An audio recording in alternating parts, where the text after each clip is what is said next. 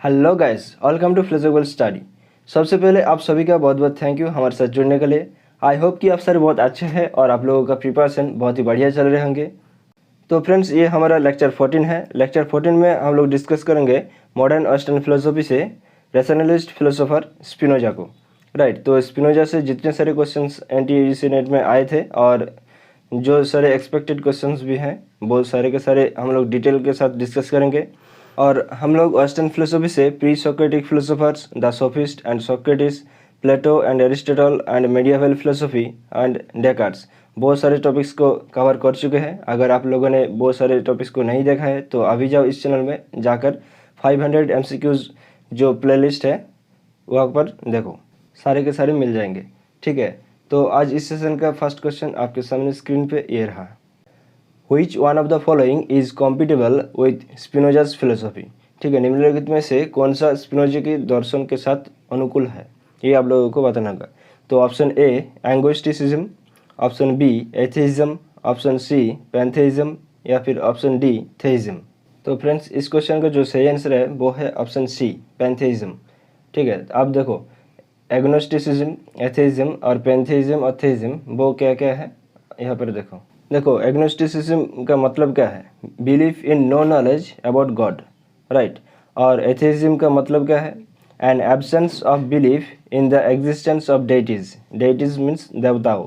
Right, और जो pantheism है, पैंथेइज्म मतलब belief in God who is in everything in nature. और जो थेइज्म है, थेइज्म का मतलब क्या है, the belief in the existence of a supreme being और डेटीज। आई होप कि फर्स्ट क्वेश्चन आपको अच्छे से समझ में आ गया होगा। अब नेक्स्ट क्वेश्चन देखो, which one of the following doctrines is incompatible with Spinoza. ठीक है, यहाँ पर इनकम्पिटिबल लिखा है, ये आप लोगों को ध्यान में रखना होगा। तो देखो निम्नलिखित में से कौन सा सिद्धांत तो स्पिनोजा के साथ असंगत है। Option A parallelism of attributes, option B pre established harmony, option C determinism, option D natura naturans. Parallelism of attributes ये तो स्पिनोजा ने एक्सेप्ट किया है। राइट, और जो डिटर्मिनिज्म है ये क्या है, ये स्पिनोजा का एक फेमस मैक्सिम है। कौन सा, every determinism is negation. Right, और जो नेचुरा नेचुरंस है ये तो बिल्कुल एक्सेप्ट किया है।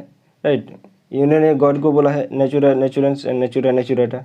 राइट, और जो प्री एस्टेब्लिश्ड हार्मोनी है वो किसने दिया था, लाइबनिज ने दिया था। तो इस वजह से इस क्वेश्चन का जो सही आंसर है वो है प्री एस्टेब्लिश्ड हार्मोनी। अब नेक्स्ट क्वेश्चन देखो, which of the following is associated with Spinoza. ठीक है, निम्नलिखित में से कौन स्पिनोजा के साथ संबंधित है। Option A parallelism, option B interactionism, option C pantheism या फिर ऑप्शन डी ओकेशनलिज्म। ठीक है, आप लोगों को यहाँ पर चूज करना होगा करेक्ट ऑप्शन को।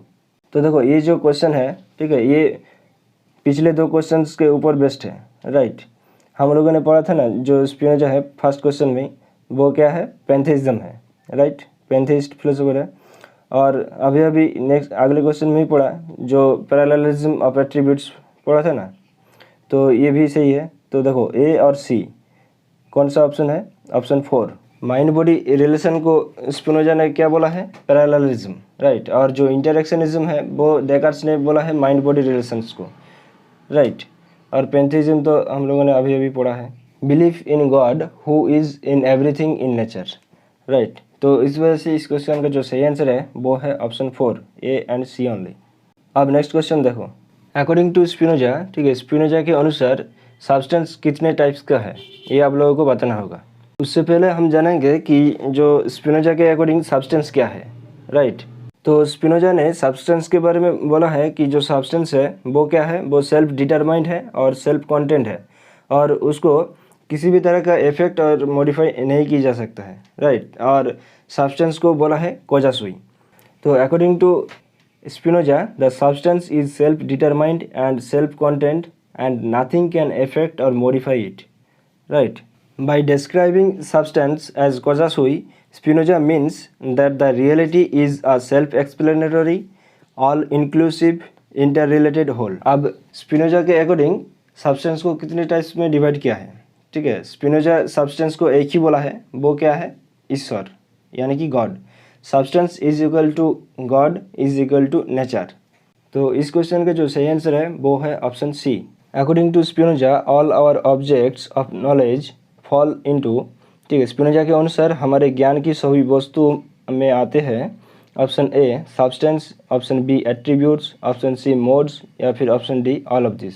तो फ्रेंड्स इस क्वेश्चन का जो सही आंसर है वो है option D all of this, right. According to Spinoza all our objects of knowledge falls into पदार्थ, गुण एंड मोड, इन सब। अब नेक्स्ट क्वेश्चन देखो। According to Spinoza the mind body relation is known as, option A interactionism, option B parallelism, option C both interactionism and parallelism, या फिर option D पैंथेइज्म। तो friends Spinoza के अनुसार मन शरीर संबंधों को पैरेललिज्म के रूप में जाना जाता है, राइट। तो ऑप्शन बी हमारा सही आंसर है। और जो इंटरेक्शनिज्म है वो क्या है, वो according to Descartes the mind body relationship is known as interactionism, right. और जो पैंथेइज्म है वो तो माइंड एंड बॉडी के साथ संबंधित नहीं है, वो ईश्वर के साथ संबंधित है, राइट। अब नेक्स्ट क्वेश्चन देखो।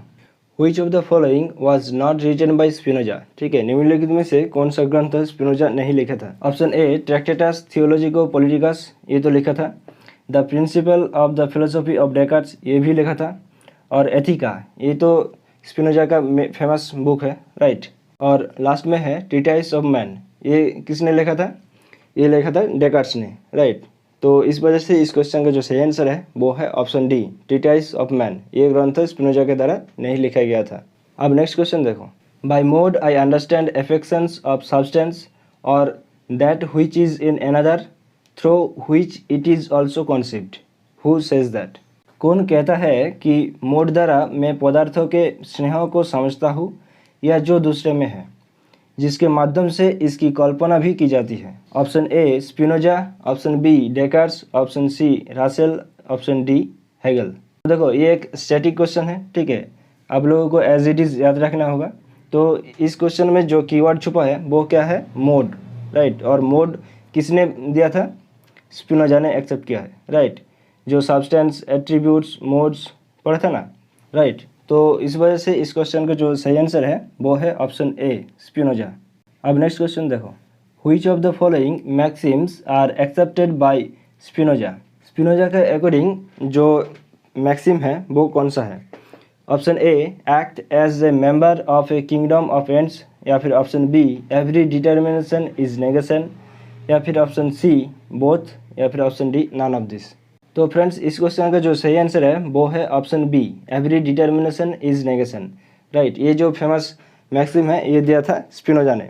और जो फर्स्ट में है act as a member of kingdom of ends, ये किसने दिया था? ये कांट ने दिया था, राइट। ये कांट का जो थर्ड मैक्सिम है वो यही है, राइट। आई होप कि ये क्वेश्चन आपको अच्छे से समझ में आ गया होगा।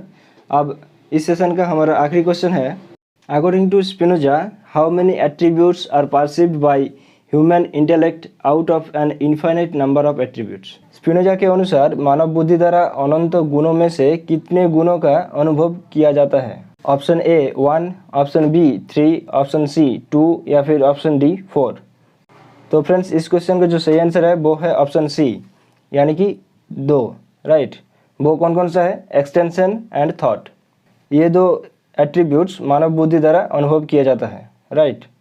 This is all about Spinoza's philosophy. उम्मीद करता हूँ ये छोटा सा सेशन आप लोगों को बहुत हेल्पफुल रहा होगा, ठीक है, बहुत कुछ सीखा होगा।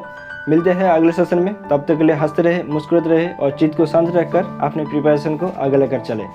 Thank you, bye bye, take care, ध्यान रखिएगा।